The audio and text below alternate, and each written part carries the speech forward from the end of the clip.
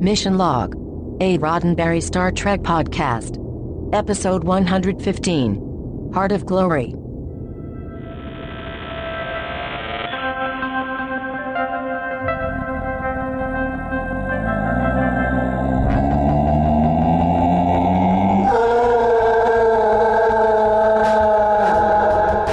That is the warning that an episode of Mission Log, a Roddenberry Star Trek podcast, is coming.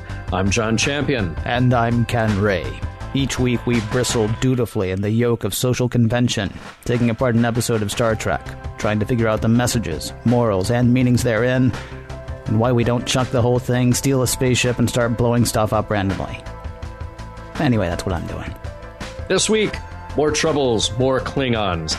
That's not the title, but it could have been the title, Heart of Glory. Yeah, it's interesting that you say that, John, because there were some other alternate titles for this episode.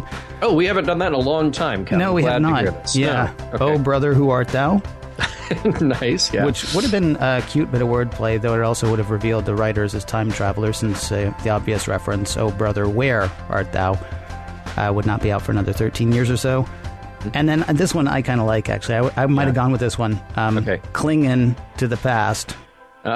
Employing, nice. Of course, the original pronunciation of that proud warrior race used by Captain James T. Kirk so many years ago. I think either way, they're good ways to go. Yeah. And as always, we got a bit of trivia to hit for this week's episode. But before we do, we want to let you know how to get in touch with us. Oh, you want me to do that? Oh, sure. I thought, go right ahead, Ken. Well, sure. I could do that if you want. Okay. Facebook, Skype, and Twitter. The handle is Mission Log Pod. You can call us 323-522-5641. That number again, 323-522-5641. Pretend operators are pretending to stand by when you call 323-522-5641. And I think I've hammered the number enough. You can email us, missionlog@roddenberry.com, or check out our website if you want to. I don't think you can contact us there, but maybe we'll just feel the good feeling. Missionlogpodcast.com is our website. There are a couple of other places you can check out our fine work. Trekmovie.com and Trek FM, which is online at trek.fm. Remember, any place you do get in touch with us, we may use your comments on an upcoming episode of Mission Log. And now, the moment that John Champion has been waiting for, it's time for trivia. All right. So, Ken, sometimes on Mission Log, I will maybe preface a discussion by talking about the production background of an episode, as if to indicate what happened. I.e., this story was banged together in an hour and they were filming with an unfinished script. So because that happens in TV from time to time. And I would say that most of the time it's a shorthand way sometimes of saying this episode is probably terrible, but here's why. So, we try not to lead with our gut reaction on an episode, but every now and then you have to kind of squeeze in how an episode was put together to frame how you're going to talk about it. And in the case of Heart of Glory, it was scripted 2 days before production started. I'm sorry, it's scripted in 2 days by producer Maurice Hurley from a story that he developed with Herbert Wright and D.C. Fontana. Now, very little was actually finished, and it is one of those scripts that they were still finishing as they started rolling. So it was knocked together in record time, and they actually didn't even have time to fill in Klingon words in the scenes where the Klingons were talking. So it was made up. And, obviously the Klingon language is a made-up language anyway, but going back to Star Trek the Motion Picture, they had actually started developing a language. All that just went right out the window. He actually said something at one point that I was like, that's a Klingon word? And it wasn't like I didn't recognize the Klingon word, but I was just like, that doesn't sound like... Doesn't sound like Klingon. Like Klingon words, no. Right. It's interesting to hear that, though. We'll have to see if they met with Qapla'. Right. Well, and it's funny because, I watch in the, multiple times we watch an episode, I always watch it at least once with subtitles on. And even seeing the subtitles, I sat there and questioned, now, did he say what that subtitle looked like? And is that clear? Really? Is that correct? And no, you just can't go with that. So I'm going to leave all of that there. Yeah. And we'll see how this affects the show in the end when we wrap it up today. Ken, I mentioned before about Dan Curry having matte paintings that he had done. I mentioned it for that sort of base that he did in Coming of Age that he had used on Buck Rogers. And you asked me, well, what did they just have these things laying around? You just go grab a matte painting. Well, apparently so, because on the Battress that we see early in the episode, there's a matte painting hanging up as a piece of wall art. And it's actually a matte painting from Star Trek: The Motion Picture of the engineering room. Oh. Yeah. So apparently at a time, going well into the 80s, if you were a fan of matte paintings, you could just show up at a studio and grab them because they didn't care. So, that I found that to be pretty interesting. Rob Bowman directed this one. Of course, we've talked about Rob Bowman multiple times, so I just wanted to make sure that he is given credit for this one, too. And we have to say a big welcome to Vaughn Armstrong. Get used to him. He plays a total of 11 additional roles in Star Trek. But don't get used to him just yet. This is the only time we will see him in Next Generation, oddly enough. Now, one of the other Klingons you want to pay attention to, Kanera, was played by David Froman, and he was known at the time that this episode was made for playing Lieutenant Brooks on Matlock. And because this is a Klingon-heavy episode, wanted to note that there are subtle references to the Klingon theme music, very subtle, from Star Trek: The Motion Picture, though the soundtrack was done by Ron Jones. Now, Jones studied under Lalo Schifrin, who is fantastic, and of course you know him from Mission Impossible. He did an arrangement of The Man from U.N.C.L.E. He did all kinds of stuff back in the day. And Jones got his start doing cartoon soundtracks for Hanna-Barbera. Now, he has scored most of Next Gen so far, and we will enjoy him for the next few years of Next Gen, and we'll let you know when that changes. That's all very nice, John, but I do have to correct you on one thing. Mm-hmm. They're not Klingon heavy. They're Klingon brothers.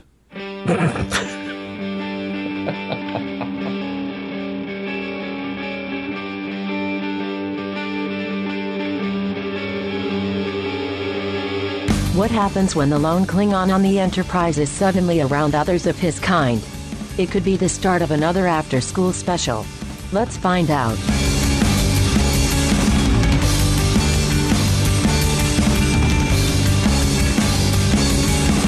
Prologue.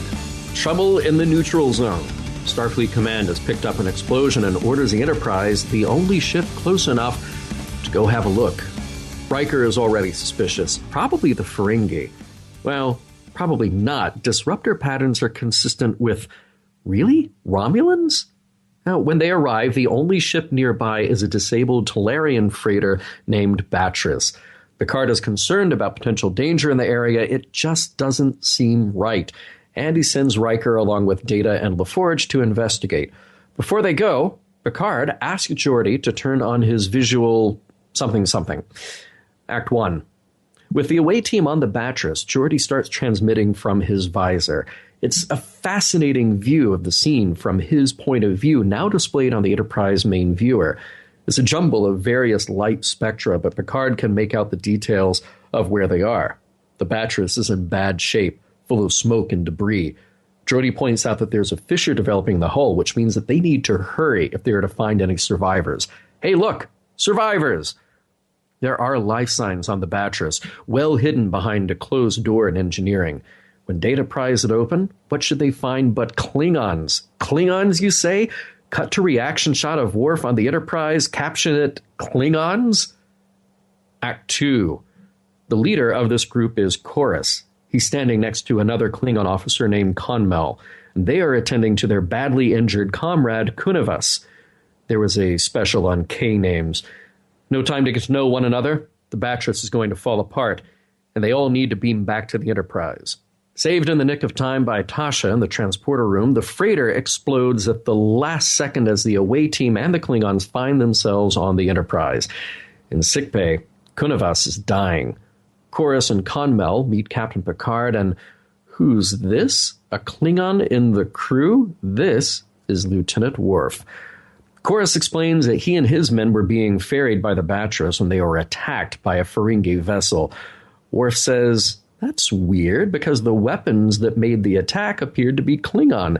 And Kora says, "I know, right? That's totally weird, because it was totally a Ferengi vessel, like I just said." The story doesn't add up, but the Klingons leave to get some rest while Picard and Riker are left to speculate what they are hiding. For the Klingons, rest means making fun of Worf. Chorus and Conmel take turns finding out if being among humans has made Worf docile and less of a Klingon than he should be. Matters are even worse for Kunivas. He's not going to recover. Chorus, Conmel, and Worf hurry to sickbay where their fellow Klingon dies in front of them. The three then let out a kind of primal scream with their necks arched back facing the ceiling. Dr. Crusher asks what to do with the body. It's just a shell. Nothing special, says Chorus. Act 3. Conmel mentions that Kunivas didn't die at the hands of an enemy, therefore a less glorious death. "Wait, what?" says Worf. "Come on, guys, don't keep secrets from me." Chorus tries to find out exactly what led Worf to where he is, and Worf explains that he was trapped after a Romulan attack on Khitomer. He was saved at a very young age and raised by humans on a farming colony. Now Chorus's mocking tone turns to pity, tinged with a little honor. He knows what Worf must be going through, having to mold his nature to fit in with humans who can't possibly understand him. He's impressed with Worf. He knows the inner turmoil must be unbearable. Conmel lets him in on a little secret. They lied to Picard. The real deal is that the three of them had stolen the Batris in order to live out their lives in a more warriorific way. When a Klingon ship was dispatched to bring them back, they destroyed it. Worf is beside himself that they would fight other Klingons. But Chorus echoes other familiar voices when he says that they could not imagine a world in which they were at peace with nothing to do. So, that said, can you show us around your ship? Well, of course. So Worf does. On the bridge, Data picks up an incoming ship, a Klingon ship this time.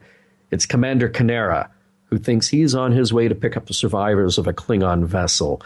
No, Picard tells him the survivors on board the Enterprise are from a Talarian freighter. Canera drops the 411. Those are renegades, and the Klingon battleship didn't survive. He'd better hand over those guys if he knows what's good for him.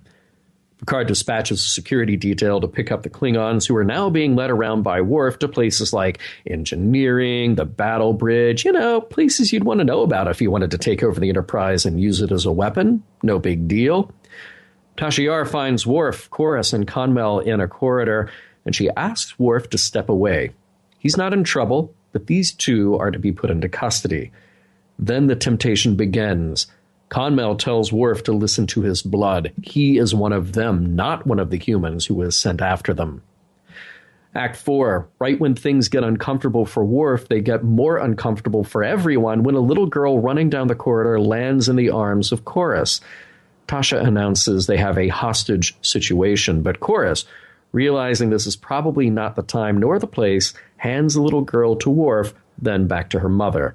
Crisis averted, and Chorus and Conmel are taken to the brig. On the bridge, Worf is told about the Klingon vessel nearby, and he asks to address the commander of that ship. The prisoners will be executed if taken aboard, and Worf pleads for their lives. No dice. Down on the brig, the prisoners have taken a page from the man with the golden gun. The Klingon prisoners are taking apart pieces of their armor to form a crude but effective weapon. Before the jailbreak is complete, we've got at least one dead security officer, and Conmel takes a fatal shot, or 3, as well. Now Chorus is on his own, armed and running around the Enterprise. Picard declines any help from Canera. From engineering, Chorus says he will only talk to his fellow countryman, Worf. This, he says, while pointing his weapon directly at the dilithium chamber. Act 5. Now we really have a hostage situation, i.e. Chorus holding the Enterprise and her crew hostage by potentially destroying the entire ship. He pleads with Worf, let's take the battle section of the Enterprise and live as free, feared Klingons. Worf doesn't capitulate and pulls a phaser on Chorus. With a shot, Chorus is down and falls through the glass floor plating. When Worf comes to him, Chorus dies, and Worf lets out the primal scream in the Klingon death ritual. Back on the bridge, Picard informs Kynera that the renegade Klingons are dead, and Worf informs him that they died well. With that, an invitation is given to Worf to serve on a Klingon vessel when his tour on the Enterprise is complete. Worf kindly thanks Kynera for the offer before returning to his duties. But really, he tells Picard, he's happy to stay where he is, and Picard is glad to have him. The end. The Enterprise needs a transporter chief. Boy, no kidding, man. You'd think with all those people on board, they could just, maybe somebody who's already there. One guy, yeah. Just assign him. Doesn't have to be a Scotsman. No? No, because it's not engineering, for crying out loud. It's just, it's just the transporter. Maybe so if they could find like a Welshman, maybe? An English guy? I don't know. Possibly. Just somebody with an accent. Yeah, somebody with an accent. I don't know. Yeah. Somewhere around Wales, Scotland, England. Maybe they'll think of somebody at some point. I don't know. Yeah. I was wondering about that because it's weird, right? I mean, we've geeked on the transporter before. Oh, yeah. So she says she can't get a lock on their patterns, and she tries to, and then she can't. No, I don't guess she tries to yet. She's like, I can't get a lock on the patterns. You have to go someplace else. And Picard says there's no time. So then she just hits, okay, well, let's see what we get. Right. And then they start to come through, but then they're not through anymore. At that point, I would think that they would already be in the buffer. Yeah, totally. But we don't have the buffer anymore? That's because I know we can't just automatically use it. Well, maybe. I don't know. Yeah. No. Anyway, they get them. It would have been a really weird episode if it had just been like, so Act 1, everybody dies. Act 2, 3, 4, and 5, everybody's like, wow. We should have a transporter chief is what we should have. Or if it's the animated series, you beam them back and they're all 20 years younger. That's what I'm saying. Yeah, well, we don't have that to rely upon anymore. Yeah. We quit. We quit that business. Hey, speaking of Tasha and beaming over, in the prologue, Picard won't let Tasha beam over, which is pretty smart. Okay, you're security. We don't know what we're into. You stay here. And then Riker grabs Geordi and Data, who are already sitting in bridge positions. Yeah. Just right there. And you don't see, like, every now and then you would see it where another guy just swoops in and takes that seat because they know, okay, this is my big moment. Mm-hmm. But here it's like, no, Picard, I'm taking half your bridge crew. See ya. Good luck. No, here's the weird thing, though. So they all get back, and then Picard and Worf leave. And Picard doesn't even say, you've got the bridge, anybody. And I think this might be the first time, with the exception of when the Enterprise was abandoned in Haydn Q. Mm-hmm. I think this might actually be the first time that we have no named character on the bridge. Yeah, right. Because we got nobody. I'm looking around, like, and when I did the rewatch, I was like, seriously, there must be nope, nobody. No. Because Troy's not there this episode. She's not in there at all. Yeah. Crusher's in sickbay. Yeah. And then all the other named characters that we talked about are other places. We got nobody here now. And, Wesley's is down there in his room, somehow watching and on this, listening in on this, going like, okay, can I go to the bridge now? Right. Can I go to the bridge now? Can't believe I wasn't there today. Right. This would have been the most awesomest day ever. You, one person I know, Wesley, you've got the bridge. Let's talk about the Geordi visor thing, because I thought it was a really nice, interesting scene with Picard talking to Geordi about the vision that he has through the visor. Mm-hmm. The fact that Geordi compensates for noise, and we know this, that this is a human ability that when Geordi describes how you focus on one sound when you're in a crowded, noisy room. So we kind of get the idea. And I thought it was very interesting. Geordi just assumes that everyone sees Data the way that he does, that he's an android and he's got this aura. So something about the light spectra that Geordi is seeing gives Data this glow. And it's just sort of a nice little thing about perception. You think about people who are colorblind, maybe, and they just say, well, that's the way I see this. Doesn't everybody see it this way? You kind of have to test to see what they are actually seeing and how their perception is different from somebody else's perception. I find that kind of thing really fascinating. It is. And we're actually going to come back to that a little bit later. Okay. But I always think about the story that my mom tells about when my aunt got glasses. She walked around for the first day when she got glasses, looking at trees, saying, I can see every leaf. And the thing is, she had grown up with bad eyesight and didn't realize that she had bad eyesight because you can't see through somebody else's eyes, right? So somebody has trouble seeing, you don't necessarily know until later, until they kind of figure it out. I think it's probably easier to figure out now, but it wasn't something that they were looking for in the, I guess that would have been the late 1950s, early 1960s. Mm-hmm. And so she was stunned by how different her vision was. And then it is a weird thing. It would be a weird thing, I would imagine, to realize that, wow, I thought that I was seeing the way everyone else did the whole time, but it turns out not even close. I did sort of like the whole, so Picard says, "What's that?" When Geordi's looking around, he's like, "Oh, that's Commander Riker." And Picard says, "Oh, to me, it's just an undefined form standing in a visual frenzy." Then again, that's what I put on his quarterly report every quarter, huh? Am I right? Hello. Hey, watch out. Please, I kid number one. He's my number one guy. Come on. I also found myself wondering, we may hit this again later too, Geordi's visor really actually gives him a performance advantage in his engineering career. Yeah. And the weird thing is, though, it's not something that's completely like, so Geordi's looking around and he says, "Oh, this looks like there's an integrity problem with the hull." Mm-hmm. And he's looking at it and they're still transmitting to the Enterprise at the time. And Picard says, "That looks like a spectrographic reading of metal fatigue." And Geordi says, "Yeah, you're right." And I'm thinking, okay, well, let's get helmets for everybody then that show that. Yeah. Because if Picard, who is not an engineering guy, can read that for what it is, everybody in every engineering department on every starship throughout this Starfleet, and maybe every engineer in Federation, should have like a heads-up display or something that will let them see stuff that way as well. That's a great idea. Or, to take it to the other way to do it and just have that sensor or an array of sensors in engineering that are always monitoring that. Well, but they can't be everywhere all the time. Well, the sensors can be. And all the sensors have to do is just send you back a message that says, "Hey, over there, it looks like a problem." Wow, you're talking almost like that would be like a web of things that was constantly sending information to you about how it was around doing. The world. That's a crazy idea. That's like 25th, 26th century stuff, dude. Yeah, working on it. Yeah, okay. Getting there. Yeah. Now, why does Riker say Klingons with such disdain when he discovers them on the Tolarian freighter? I mean, he doesn't know that Worf is probably within earshot, maybe, that they're monitoring all of this. And he does it again when the Klingon ship is approaching. By the way, nice reuse of stock footage from the motion picture of that Klingon battlecruiser. Yeah. Love that ship. Yeah. But he just like, oh, what did you find? Klingons. It's interesting. It didn't read to me as disgust or disdain. It was more like, okay, we thought it was Romulans based on the scientific evidence, and then we see that it's a Talarian. Is that right? Yeah, Talarian. We see it's a Talarian ship. Yeah. Okay, this really should not be here at all. Klingons at this point, where there are no survivors on the Talarian ship, and we thought it was a Romulan attack or whatever. I didn't get the sense that it was a sort of like, ooh, Klingons, but no, this is weird. Yeah, well, but see, if it had been weird, it would have been like, wow, Klingons, that's strange. Worf, you got anything to say about this? But no, in this case, it was Klingons. Yeah, think about Riker's character, though. Really, he's not going to stand there and go, huh?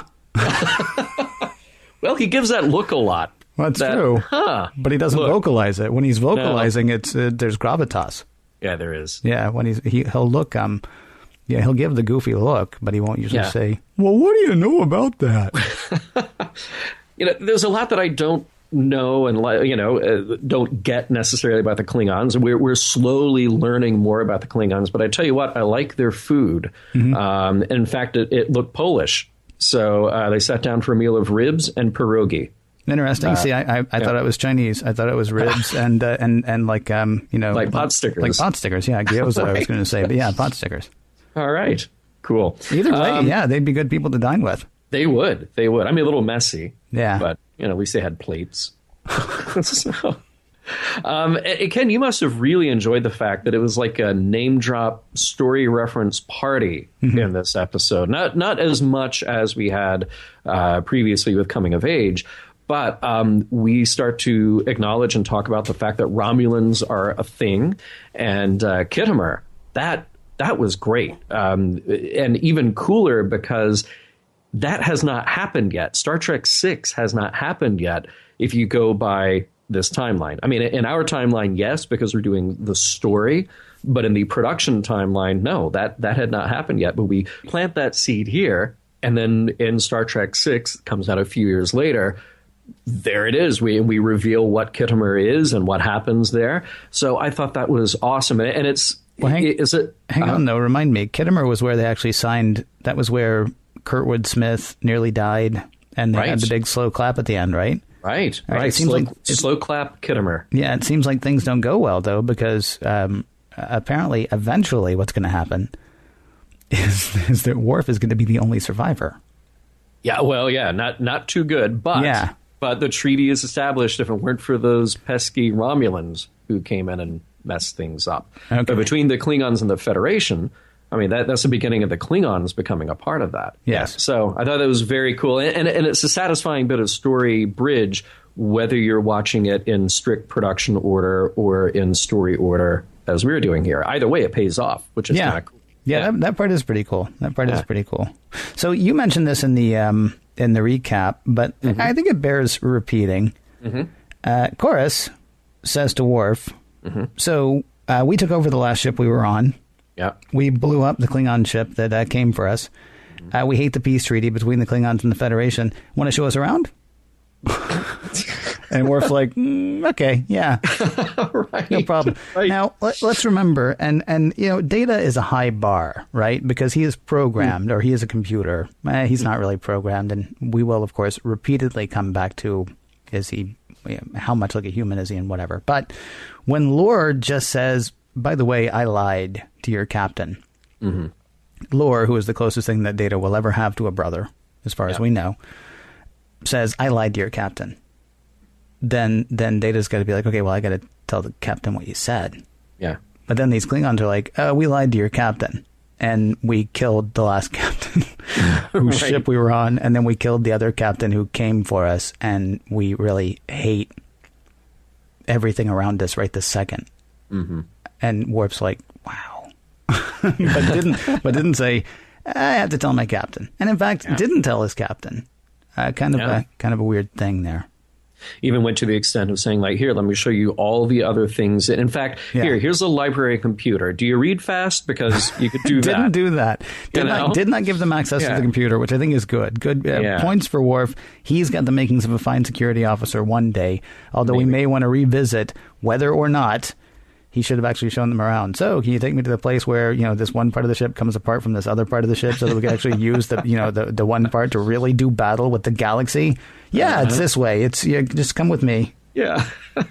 Right. Really? I don't know. Tasha said we have a hostage situation on deck 17. It's an interesting scene because it did leave you hanging a little bit.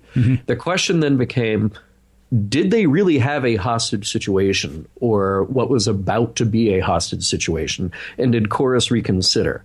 Or did Chorus, was he going to give that girl back because there would be no honor in killing a little girl and making this truly a hostage situation? Yeah, it might have been a little presumptuous for Tasha. What's terrible is I was actually thinking it's not.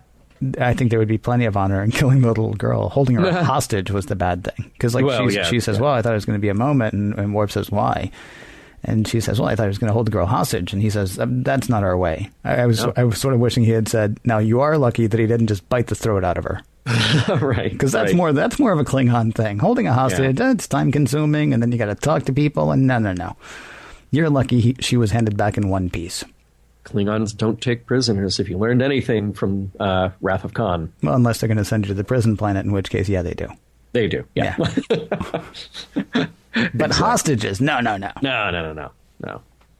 I have a question about the whole Klingon thing, by the way. The whole, do they take prisoners? Do they take hostages? Whatever.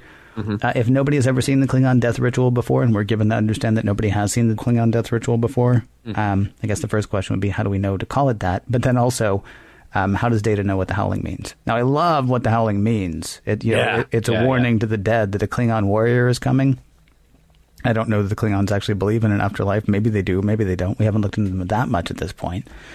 But it's a really neat ceremonial thing. I like that idea. It's great. And I love the idea that they're done with it. Yeah. Well, I don't know about that, honestly. When they say, is there any special treatment you'd like for the body? And Chorus is like, it's only an empty shell now. Please treat it as such. Yeah. And my thought was, in the next scene, Crusher should have the body of the dead Klingon sitting on the back of her toilet holding a candle, which she would only get to do after Lieutenant Yara's gotten to hold the dead Klingon up to her ear to see if she can hear the ocean. Right. They should really look into what people do with, with shells before because later Riker might grind up the Klingon for his driveway. Right. There's all kinds of stuff that people do with the old, shells. Empty shells. Yeah.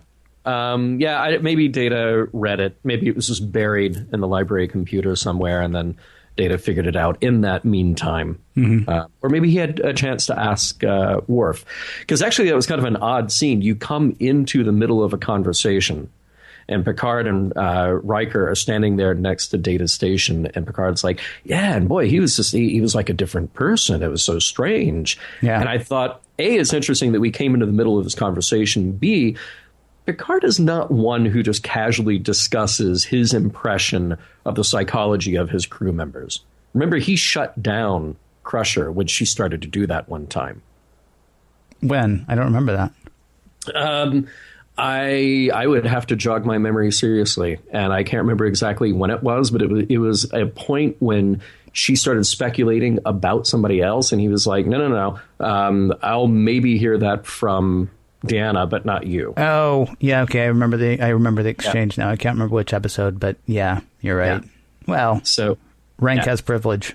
Sure. Yeah, it was an odd little scene, though. It was interesting. I guess so. Did you notice the combination of the Federation logo and the Klingon logo behind Commander Kanera on his ship? Oh, it was really cool. I mean, see, he's standing there. You got that nice wide screen on the Enterprise. He's in the middle. There's this black wall behind him, and there's the Federation logo with Klingon writing under it. And on the other side, the Klingon Empire logo. So it shows that, some unity, some form of unity as far as the Klingon goes.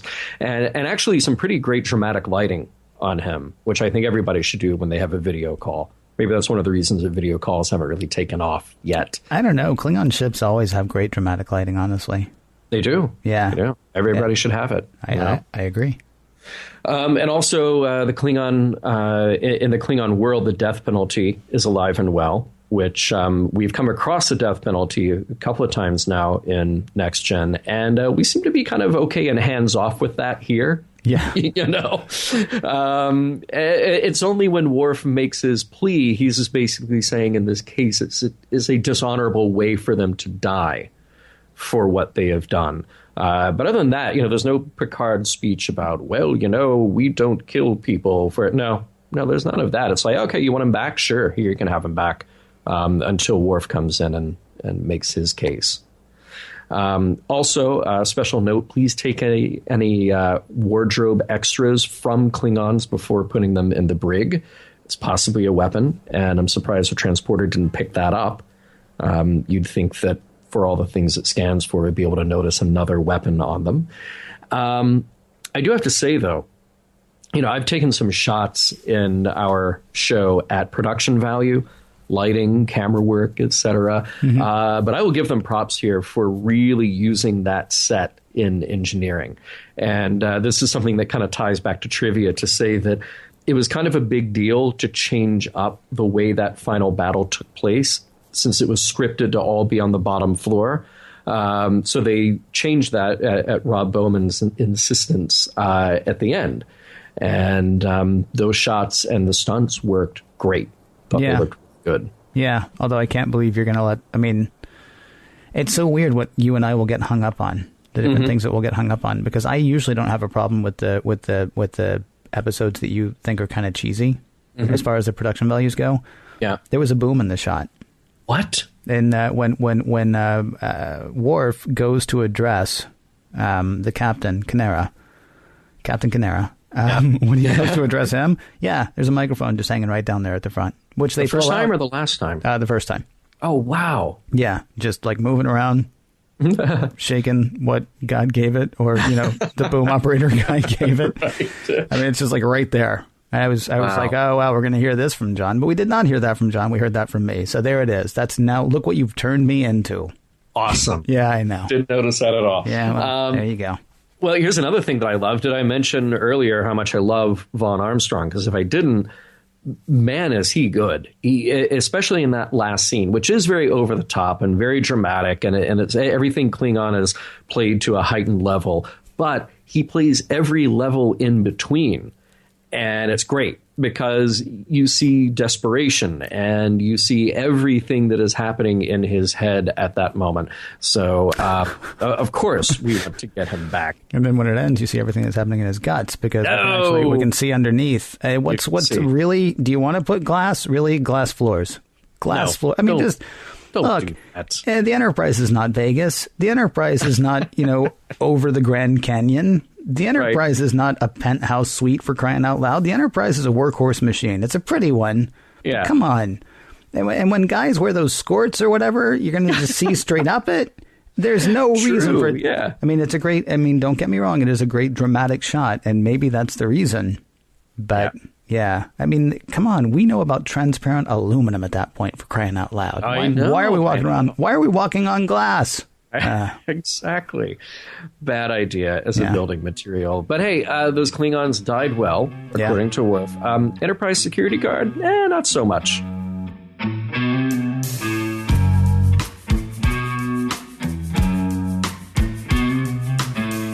Having dealt with the acting, the writing, and the incredible boom mic fiasco, let's dive deeper into the Heart of Glory story.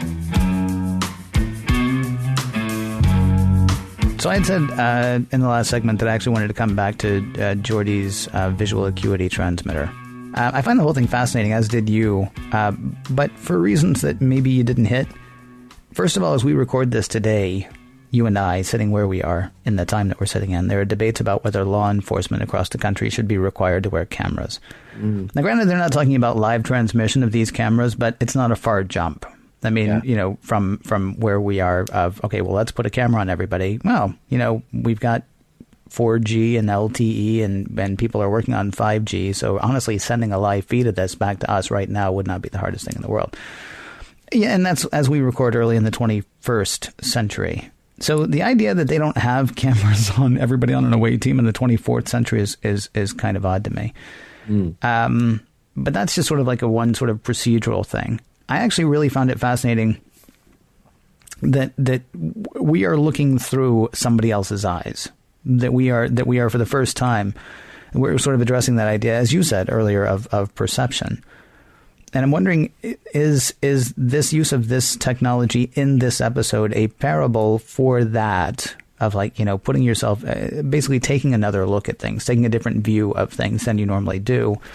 Or is an examination of the kind of benefits that future technology could bring to us, sort of like the long shot of the communicator in the cage, which I keep referencing, but it's such a beautiful shot.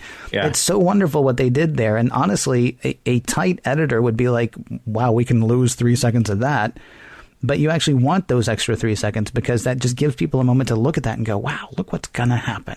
Which in 1964, I guess, when the cage was filmed, 60, blah, blah, blah, when it was in the menagerie. I mean, what do you suppose the point of that whole thing was? Was it look at the kinds of things that we're going to be able to accomplish, or was it look at things, from a different view than you normally take, or you think it was a combination of the two? Well, I think it accomplishes both. I mean, I think the intent of that scene is just, wow, let's learn a little more about Geordi. Okay. And let's learn what's going on in his head. His world is defined by, how he sees the world. Mm-hmm. So now we get to step into that and go, wow, okay, it's not just the matter of, here's a guy who's blind and then opens his eyes one day and he can see. It's more difficult from that, and we've learned these pieces about him earlier on about how it causes pain, and it's not the same as just having eyesight one day when you didn't before. Mm-hmm. It's this whole other thing. And it was in Hide and Q, where he's watching what's happening from far off, seeing Worf on that little recon mission. He's watching from far off and describing everything that happens in detail. And we're like, well, wait a minute, Data's right next to him. Can't he see that too? Mm-hmm. Doesn't he have super magic, awesome science eyes as well? But where Data is supposed to emulate humanity, it's possible that he doesn't. I mean, yeah, the problem honestly is, I mean, there's a tiny bit of gumbification there with Data. Sure. Suddenly his eyes aren't as good as Geordi's, because we're trying to talk about how awesome Geordi's are, although there will be scenes, I can think of one in particular, years from now, where there's no Geordi there, and Data is picking out details that human eyes would not be able to see. I think it speaks to something about Data as a character, the more that we get to know him. Here's a guy who... Wait, Data or Geordi? Oh, I'm sorry, Geordi. Okay. Yeah. Yeah, here's a guy that you could look at as, put quotes around it, disabled, but he is able to use that and use technology to certain advantages, which are fantastic. And then as far as using it as part of the story here, I think about, you see all these videos online now that are, particularly in Russia, people who have cameras mounted on their dashboards because they're concerned about, police stops and all of this stuff. Yeah, we film and record and photograph more now than ever before. I think I read that in a single year, we produce more video and visual content than every other photo taken in history combined. Like, it's just a crazy amount of data. Yeah, it's so tragic that half of it's cats. I know, right? Right. But yeah, and it does kind of seem like, well, you get to a point in the future where you decide, clearly with this, it's a matter of choice. Picard asks, can we do this? Particularly in an unknown situation. This will give us sort of an extra layer of safety, but he's never asked it before. He may or may not ask for it again. We don't know that. But in addition to like having those little communicators that at least can keep the Enterprise computer aware of where you are and get you back if we need to, here's just another layer of protection on top of that. You could talk about this thing all day just because the implication of the technology is huge for the individual, but also how that could be used by other people. What if people could use it without Geordi's knowledge or consent? There's another very difficult thing to grapple with. Wow, that's a good point. Although if he's got the turn it on, turn it off, then yeah. Why the communicator wouldn't do that, though, is what I don't understand. Right. At some point. Right. I actually had that moment too, like the whole thing where they're sitting there, very different, but I think you'll see where they sort of link up when the Klingons are sitting there with Worf having dinner, and Picard just starts speaking to them, right? Commander, what's your name? Chorus, yeah. Commander, what's your name? It's Captain Picard. And Chorus looks up, and he goes ahead and answers him, but I was wondering, like, does Chorus think at that point, oh, wait, he can hear me? Yeah, right. Because you know what? He can hear him. I mean, it's kind of weird that, maybe it's, again, talking about the times that we live in today. And I wonder what people, I mean, assuming that anybody is able to actually hear this 50 years from now, which is that is an assumption full of hubris. But I wonder 50 years from now, or even 20 years from now, what level of eavesdropping, let's say, we're comfortable with. Because, I mean, certainly that's a possibility at this point. And the Klingons are sitting on this ship full of people that these particular Klingons see as enemies, just blithely having a conversation. Because they're not even thinking that somebody might be listening in. Well, although there's absolutely, I mean, all the technology is there for them to be listening in, but, we trust them. Even though we don't trust them, we trust them. So, well, think about it. The computer, to do what it does, the Enterprise computer has to listen to everything you are saying at all times.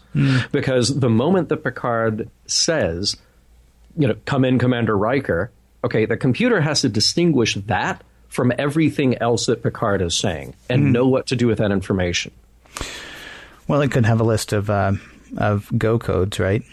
I mean, again, I hate to make this so much about what we have today, but we're actually on the cusp of a lot of the technology that we've seen throughout Star Trek, and that's one of the really neat things about having watched Star Trek is suddenly we've got all this stuff. Like, we're all walking around with communicators now, whether you have just a goofy little candy bar Nokia, not even good enough to be a feature phone, or you've got something like an iPhone or a Samsung whatever, as we record today. And who knows who the best ones will be. Xiaomi may be like the best company in the world 5 years from now. There's no telling. Right. Again, as we record this.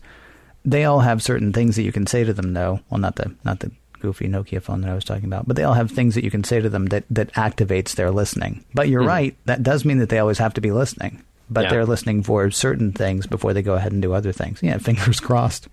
Right. We've seen that happen in the Enterprise before. We just go play back that tape of that thing that happened years ago because we are always recording what happens. Yes, or we can always recreate it anyway. Yeah, Oh, it was very scary. interesting. I mean, wow, that's not a conversation I thought we would have on this show in particular. But I've got a friend who basically says, look, the great American experiment with privacy is over. Like that was a thing that we did for a little while, and we all kind of bought into it, but we're done with that now. You know, you go back in time far enough, and where everybody ate, slept, lived, and did whatever with each other under the same roof. There was no privacy then either. Right. So then we created this thing that we call privacy. We lived with it for a while, and now we don't. Or maybe we won't. And then we get to figure out how much of that is acceptable or not. At least as it stands today, though, we can sort of live with the illusion of it. Mm-hmm.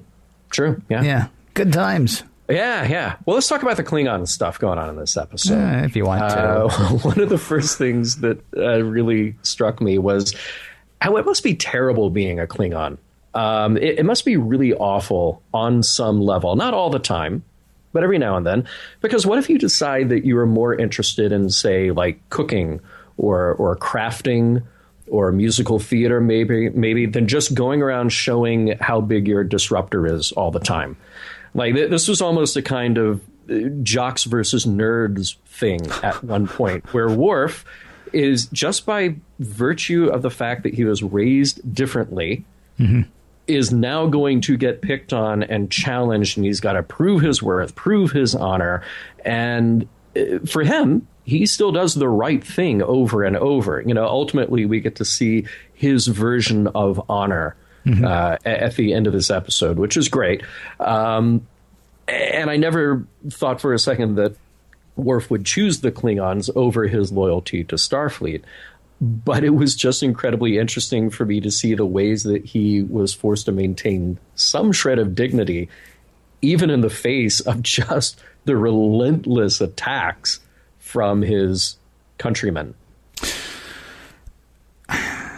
You used the word countrymen, and so did Chorus, and I found that kind of odd. But let me ask you, do you remember when we were doing, and this was so much longer ago than when people heard it, when we did Amok Time?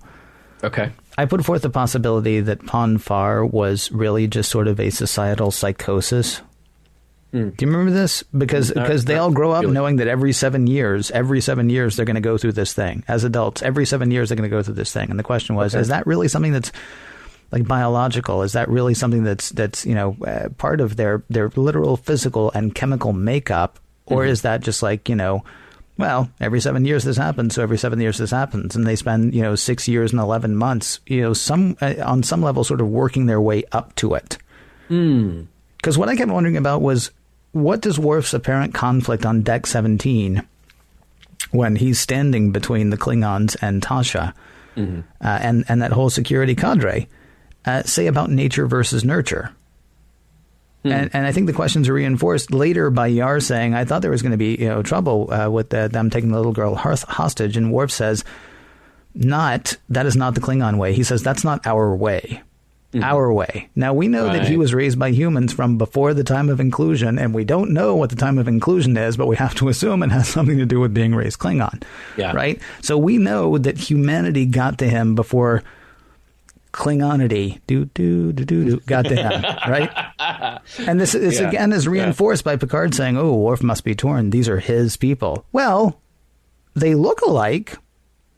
And we are then given to understand that, yes, Worf does feel some of that. But then I have to wonder again. I mean, that's a difference in the biology, right? I mean, there is literally, honestly, something in the Klingons that, yes, that this, whatever it is, beats in their hearts. And even if you take a Klingon and put him in a box, as long as you got enough food and enough water, he's going to grow up with this inherent warrior thing, even if he's raised by the most peace-loving people on the planet. Yeah. It struck me as,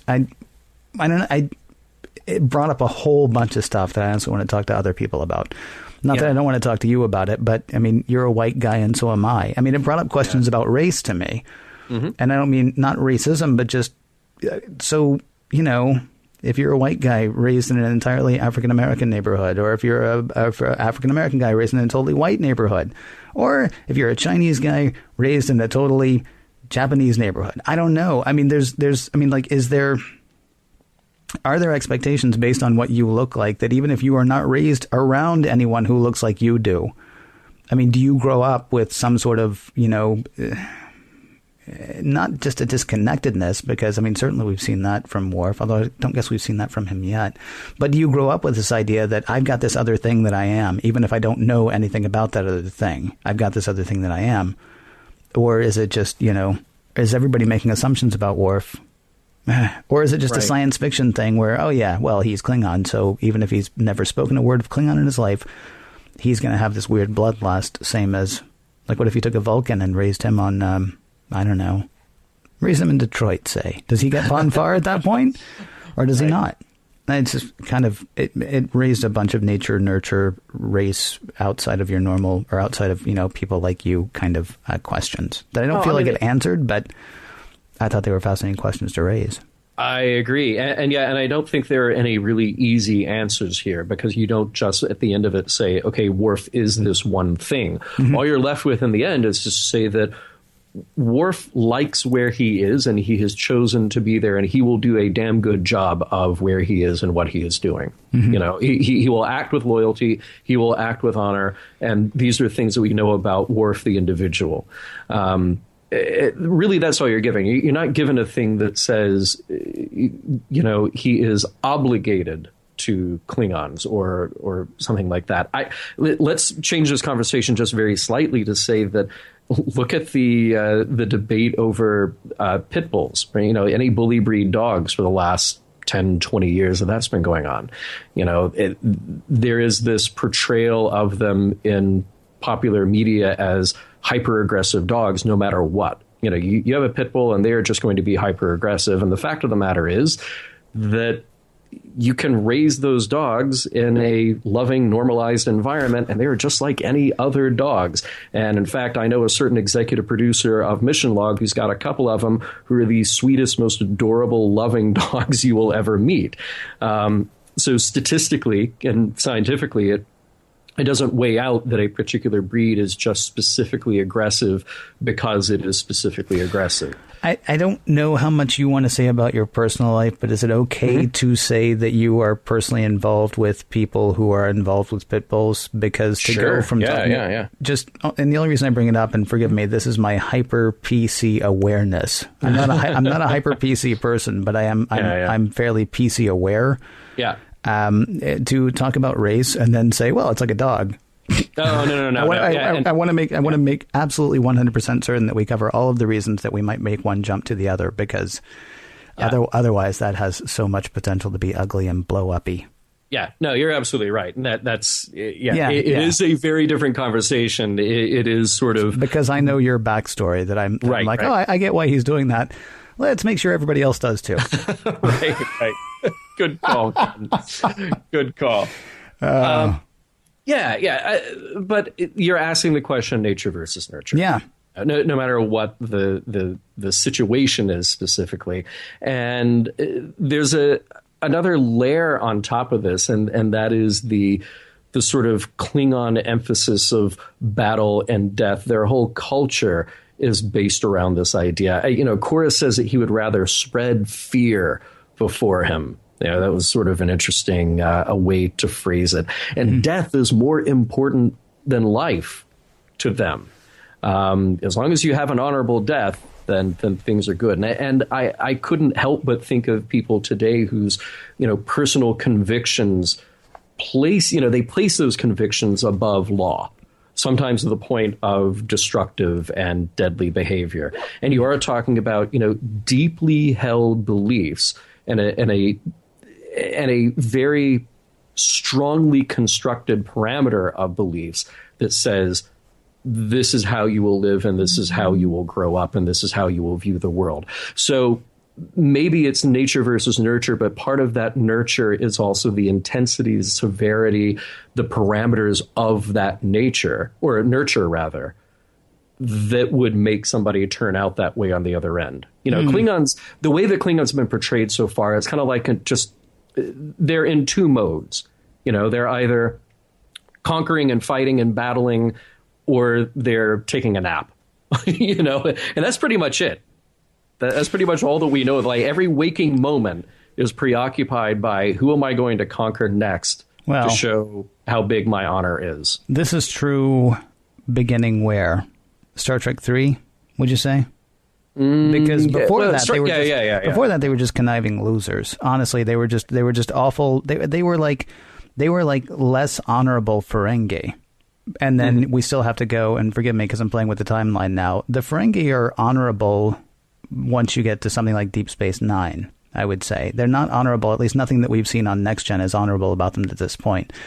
But the Klingons that were in the original series were worse. They would say one thing and do another. They would basically try to screw over somebody in a deal. I mean, they were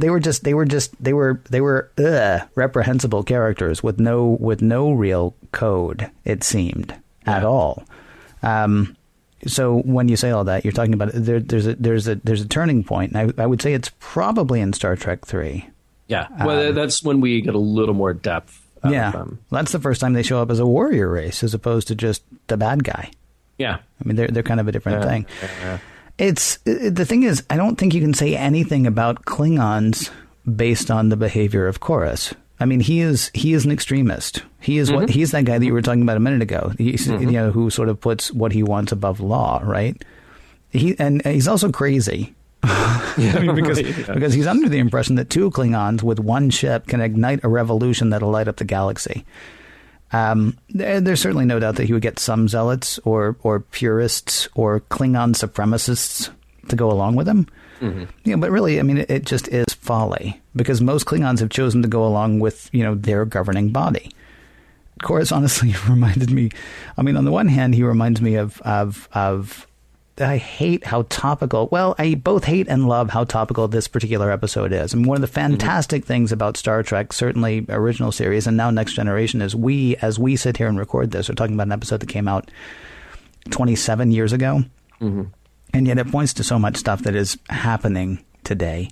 There are some things. I mean, it's possible that Chorus could end up being like the guys from ISIL or ISIS as we record this. And hopefully there are people listening to this 5 years from now who are like, oh, yeah, I remember them. Yeah. Or, oh, I don't even remember what they're talking about. Hopefully that's the case. Right now, they're sort of as we record this, they are just, an incredibly thorny bush. Honestly, Chorus reminded me more of Manson. And not Marilyn, because then it would be fun. But Charles, you're like, hey, let's start a race war. Now, the one cool thing about Chorus is he's actually going to get his hands dirty, as opposed to Manson, who is just like, hey, you go start a race war, and then I'll come in and lead afterwards. But you guys go ahead. I'm sure you got this. Right. As far as the honor stuff that you were talking about with Worf, too, I mean, the whole thing of you look for battles in the wrong place. I would love it if somebody would say that to some of the nut jobs that are running around on this planet today, right? Yeah. We have, we have a president right now that we hate. You know why we hate him? Apparently he's taking away stuff or something. I don't know. I mean, politically, there are plenty of reasons to not like the Republicans, and politically, there are plenty of reasons to not like the Democrats. I mean, don't misunderstand me. Yeah. But there are some people who aren't even getting to the political part. They just don't like him because he's the other. Right. And I love the fact that that's the reason that Chorus doesn't like the Federation, because they're not Klingon. That's why he doesn't like them. Because they're not Klingon. They are the other. And I love the fact that Worf is trying to snap him out of it, going, you're looking for battles in the wrong place. And then, just laying it on at that point. The true test of a warrior is not without, it's within.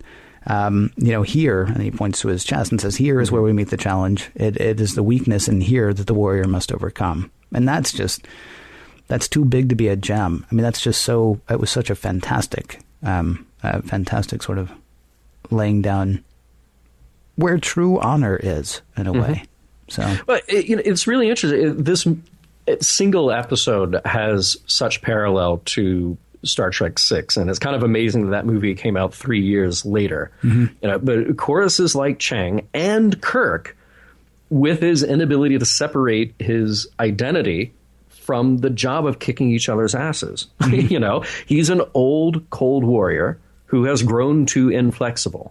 He's also crazy. I will give you that. Yeah. He is an extremist, and he has been warped by his belief system. And I still think about, tying it back into that final line that Worf has. Well, it's not his final line, but about the true test being within. I still think about Kirk, who said he's a barbarian, but he chooses not to kill today. You know, that young Kirk saw himself, the individual, as living up to a higher ideal rather than just being stuck in the roles predetermined by either duty or biology. So again, at that point, does it really matter if it's nature versus nurture? And we can talk about that as a conflict for Worf, trying to determine who he is, because that's the fascinating road to go down as well. But just in terms of what do I do, who am I, and can I even picture myself living in a world where we're at peace, where there are no things to conquer anymore, at least given this old idea that conquering is literally meaning fighting and taking and destroying, as opposed to, say, you know, learning something new. Kirk, in that moment in A Taste of Armageddon, is saying, look, I can be better than that. I can be better than either what my gut impulse tells me to do, but I can also be better than, say, just what a system or a government or a computer or a direction I am given tells me to do. Let me ask you a question. Worf says the true test of a warrior is not without, it is within. Yeah. That's what he says, and that's obviously what he believes.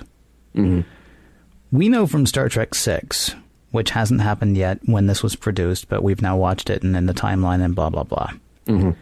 Are the Klingons mostly walking around in, as I joked about in the start of the show, sort of this yoke of civility because, you know, they were about to run out of energy, their whole empire was about to collapse, so it was either make friends or let's all blow up together. I mean, those were pretty much the two options that the Klingons had at that point. Are the Klingons now walking around saying, I really want to kill everybody who's not Klingon, but you know what? That's the wrong thing to do, and so I'm going to be a better Klingon, and being a better Klingon, I'll be a better citizen of the galaxy.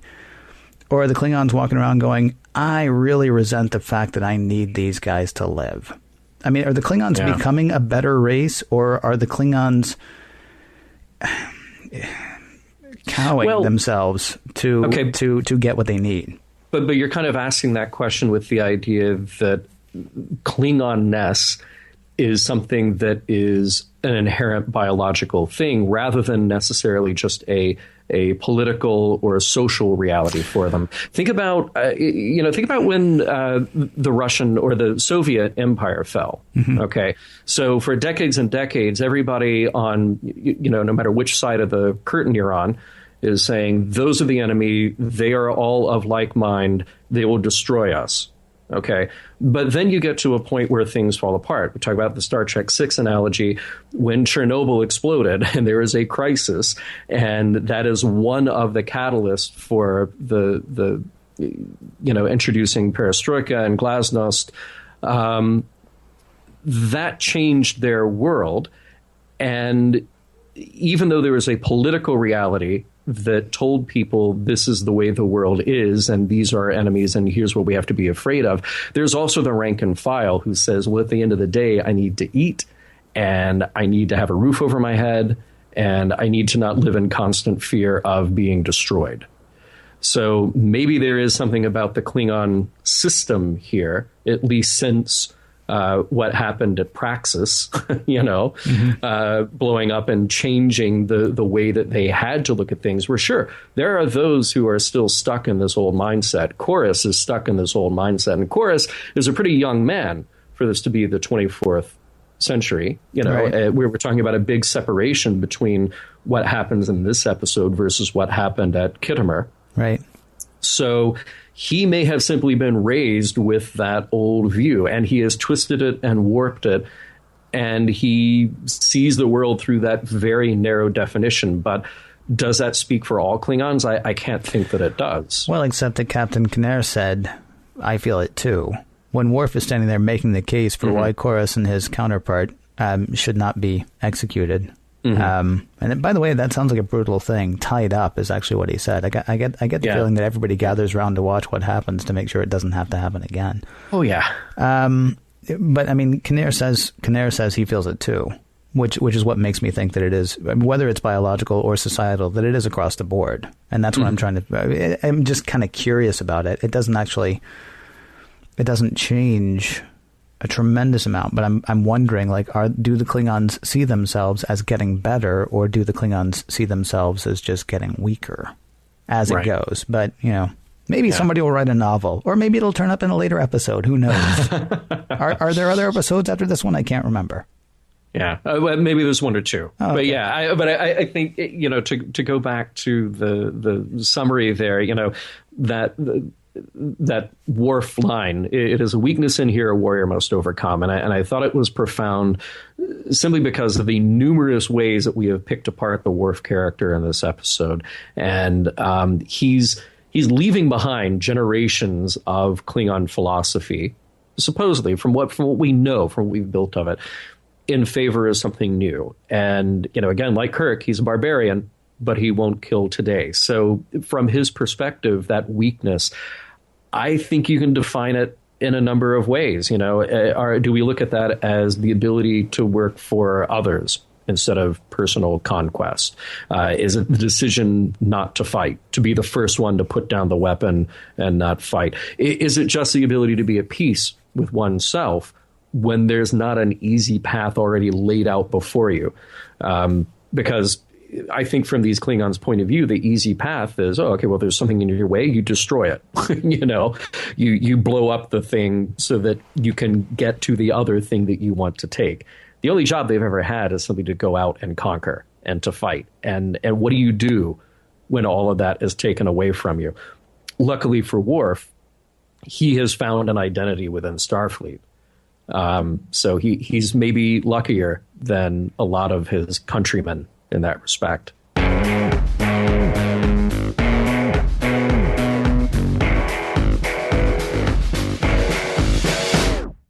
Time now to sum up the show. What is at the heart of Glory?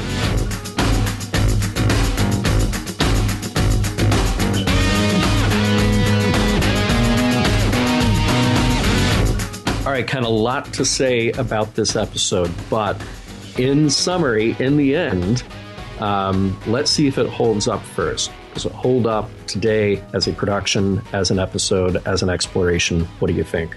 Well, unfortunately, John, I find the boom mic unforgivable, so I have to say no.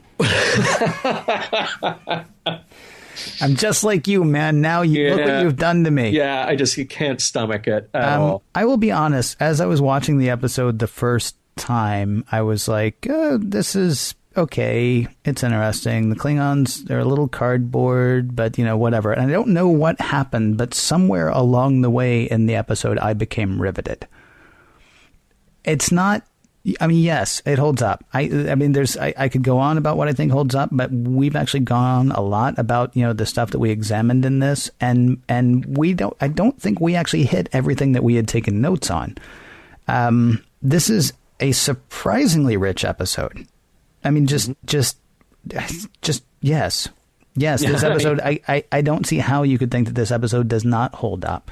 We're given more information about the Klingons than we've ever had before. We finally have an episode where Worf is not being, stop being an idiot. I mean, we don't get that this episode. We actually get a tremendous amount of respect from the other characters towards Worf in this episode, including from Picard. And then the questions that it brings up about...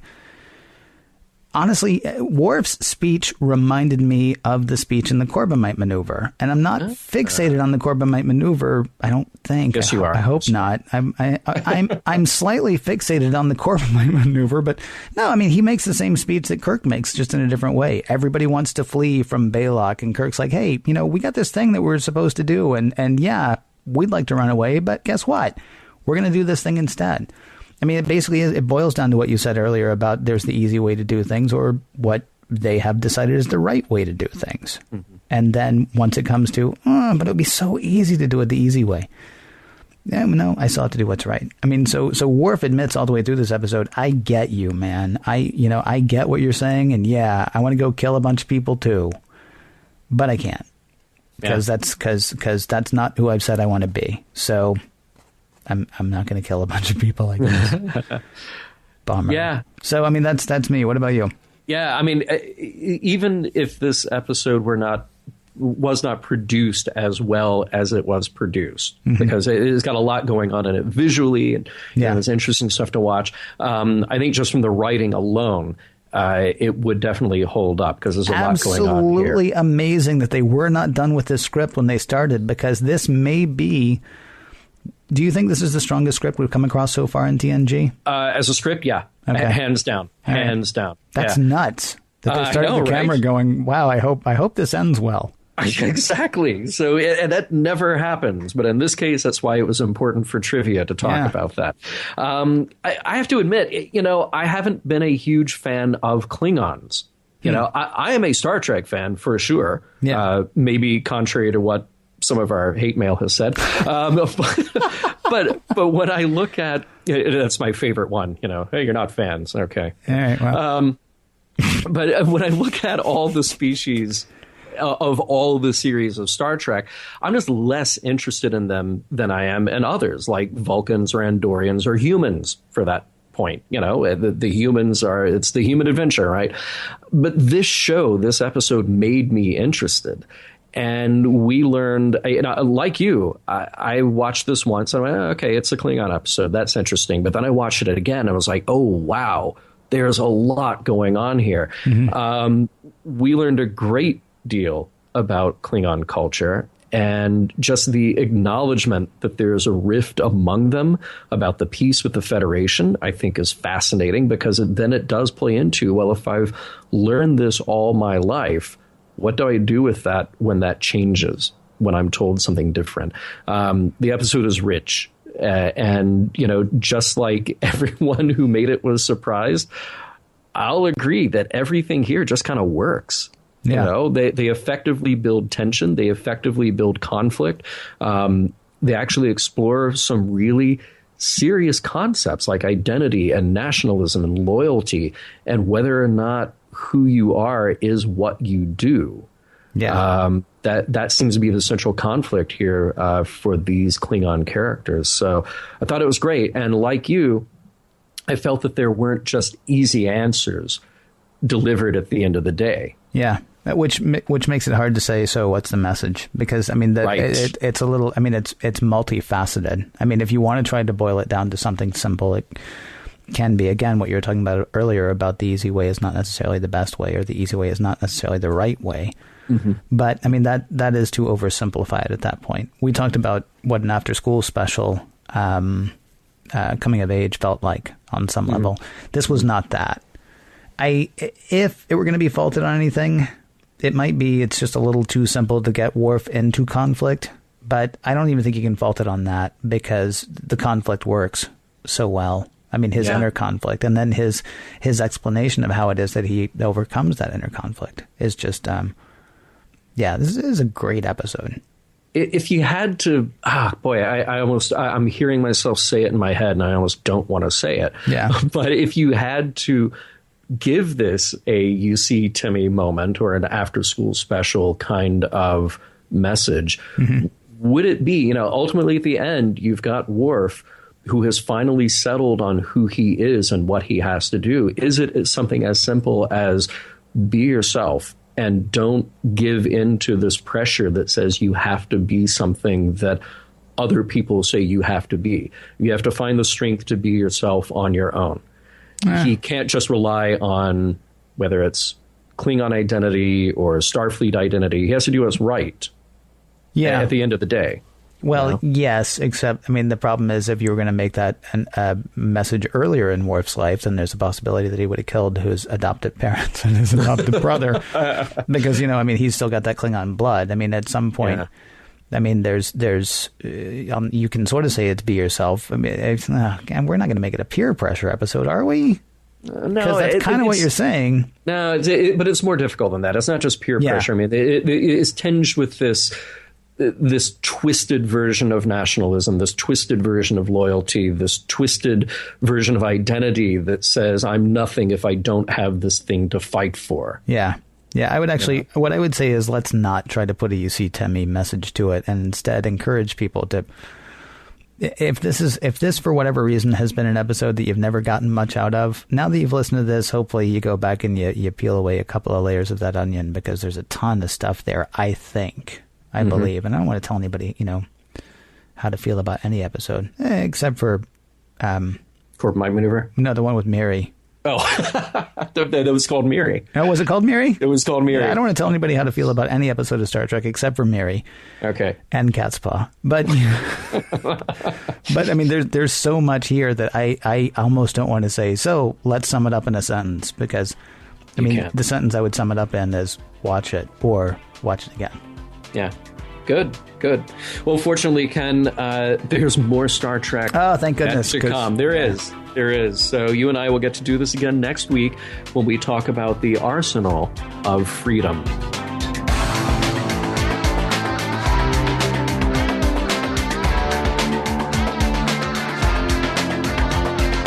Some of the music for Mission Log provided by Warp 11, online at warp11.com, and from the album Messages by Key Theory, free to download at kitheory.com.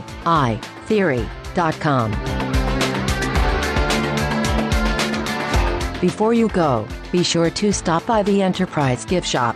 There you can purchase several dead Klingons glued together, covered with glitter and googly eyes.